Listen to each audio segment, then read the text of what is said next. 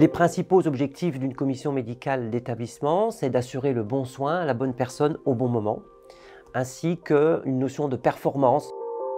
Les présidents de CME doivent se faire élire, puisqu'ils sont élus par les médecins de l'hôpital dans lequel ils travaillent, et sur un projet. Et donc en ça, d'ailleurs je l'ai sous les yeux, il est là, nous avons réalisé tout récemment ce projet d'établissement.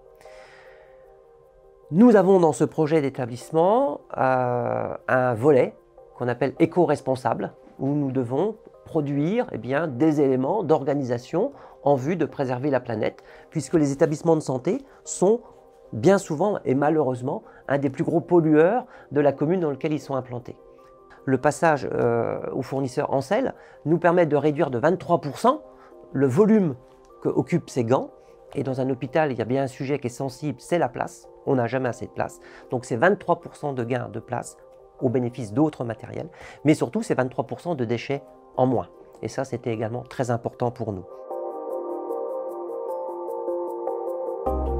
Je pense que le développement durable a une place de plus en plus importante au sein de nos réflexions, dans nos achats. Parce que forcément, l'activité hospitalière, comme de nombreuses activités, a un impact environnemental, on y est sensible. Aujourd'hui, on n'achète pas qu'un prix.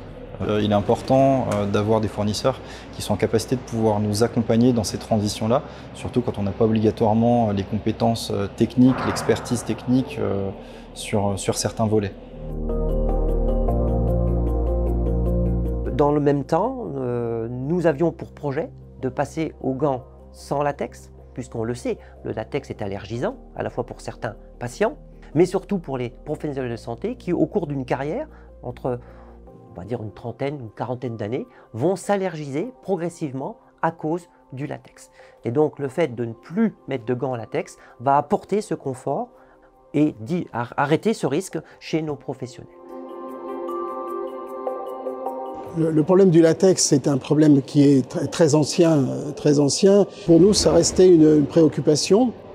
Ce d'autant que la proportion de gens sensibilisés au latex est très importante, puisqu'on considère que, notamment dans le milieu hospitalier, jusqu'à 12 ou 13% des gens sont sensibilisés au latex. J'ai eu plusieurs cas d'allergies peu graves, lors des manipulations chirurgicales de viscères notamment, mais sans que ça débouche sur des anaphylaxies. Donc pour nous, ça reste une préoccupation constante de dépister ces allergies au latex lors de la consultation d'anesthésie.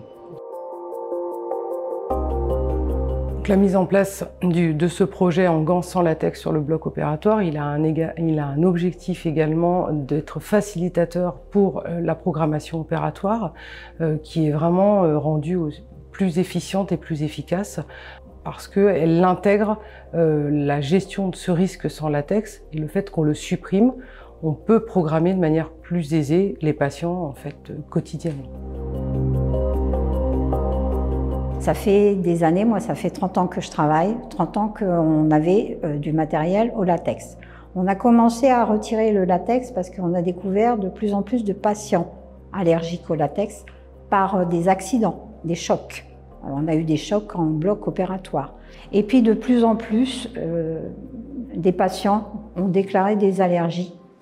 De plus en plus, des chirurgiens ont déclaré des allergies. Et de plus en plus, du personnel IBOD et infirmières de bloc opératoire ont déclaré des allergies.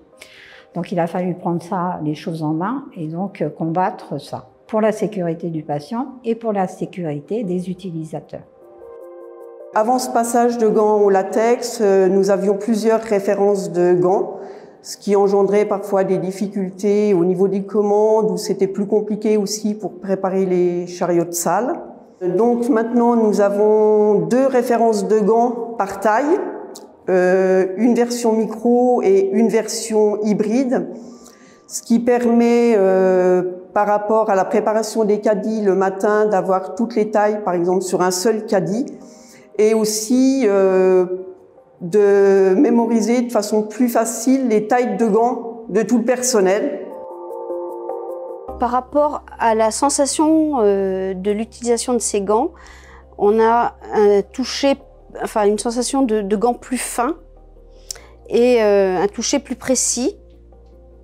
Alors, ça demande aussi un certain temps d'adaptation et qui n'est pas négligeable, mais qui intervient au bout de quelques jours et finalement toute l'équipe se retrouve à apprécier ce confort de gants. On utilise du sans latex et les choses sont plus simples pour tout le monde. À titre personnel, moi je suis chirurgien thoracique et vasculaire, donc j'ai besoin quand même d'avoir une sensibilité au bout des doigts, surtout pour la chirurgie fine. Et donc depuis une semaine à peu près, j'utilise les gants sans latex. En fait, je suis étonné par la précision et la finesse des gants.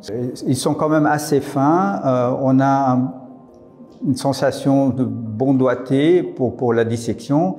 Et pour moi, je n'ai rien perdu par rapport à avant. Alors nous, c'est vraiment une volonté commune de notre établissement, donc qui était soutenue donc par le président de la CME, donc le docteur Laurent Vaz, ainsi que donc une volonté particulière des blocs, en particulier le bloc obstétrique, donc de ne plus avoir de latex au sein de son bloc, donc une disparition progressive des gants en latex. Donc d'autant plus que la plupart de mes collègues pharmaciens de la région donc, sont en train de réfléchir effectivement à un environnement sans latex concernant les gants. Donc là on va se retrouver plus qu'avec 2 gammes sans latex. Donc ça va déjà nous rationaliser de la place. Et effectivement les boîtages chez étant plus petits, d'autant plus, donc on va pouvoir stocker davantage, commander plus, commander plus en quantité et passer moins de commandes annuelles. Donc ça va nous permettre effectivement de gagner du temps au niveau de notre circuit logistique. Donc effectivement, si on peut résumer en 3 mots notre NEBARCH, donc sécurité, productivité, écologie.